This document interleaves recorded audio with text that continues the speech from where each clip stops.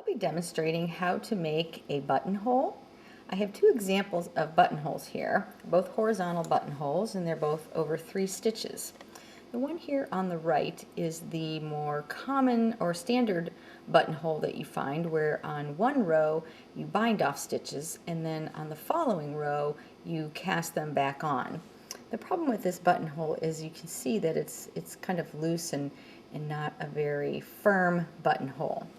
The buttonhole here on the left is a horizontal buttonhole, but unlike the first one I showed you, this one is done all in one row, and you can see that the edges are quite firm, and it makes a buttonhole that would be a little sturdier and a better choice for an area that takes a lot of stress. So I'm going to be demonstrating how to do that buttonhole. Well, the first thing I'm going to do is just knit to the area where I would like to place the buttonhole. I am going to be doing a 3-stitch buttonhole, but you can do this buttonhole over any number of stitches. So here I have knit to the area where I would like to do my 3-stitch buttonhole. So first thing I will do is bring my working yarn to the front, and with my yarn in front I will slip 1 stitch to the right hand needle.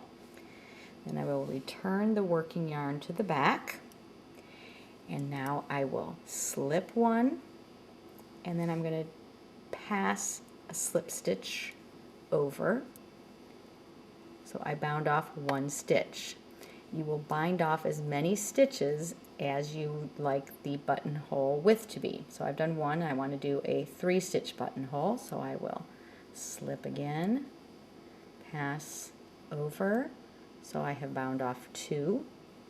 I will slip 1 more time, pass a slip stitch over, and now I have bound off 3 stitches.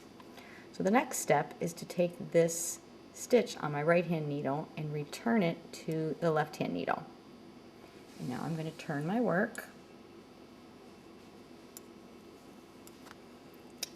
And you can see my yarn is in the front, so I'm going to go ahead and put it into the back in the knit position. And then I'm going to cable cast on the number of stitches that I bound off plus 1. So cable cast on, I'll go in between the first and the second stitch, draw a loop through, put it on my left hand needle. So there's 1, do that again, 2, 3, and 4. So again, 1 more than the number of stitches I bound off. If you would like a closer-up view of the cable cast on, you can watch my video on that.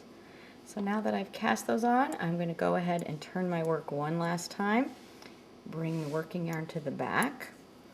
Now the next thing that I'm going to do is I'm going to slip this first stitch that's on my left hand needle. I'm going to slip it to the right hand needle, and then this extra stitch, or that 4th cast on stitch that I did, I'm going to take that stitch and pass it over that stitch and off the needle. So now my buttonhole is complete. If you notice, this last stitch here that I slipped over and then passed that extra cast on stitch over doesn't really get worked in this row, but that keeps it nice and tight.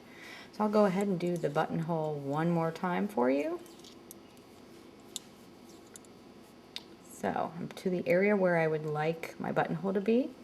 Bring my working yarn to the front, slip that stitch, return my working yarn to the back, and then I will slip, pass slip stitch over and off. So I bound off 1, slip stitch, pass a stitch over, it's binding off 2, slip a stitch, pass it over 1 last time because I bound off 3 stitches. That's the width of the buttonhole I would like.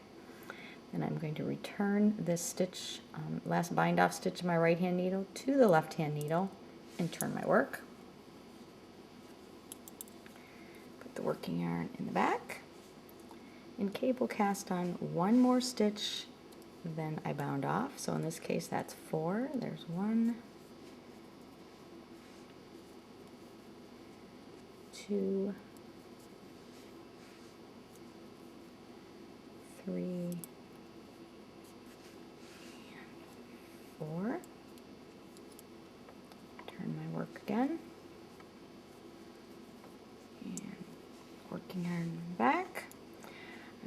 ahead and slip the stitch on my left hand needle to the right hand needle, and then pass over that extra cast on stitch over that last slip stitch and off the needle, and there the buttonhole is complete.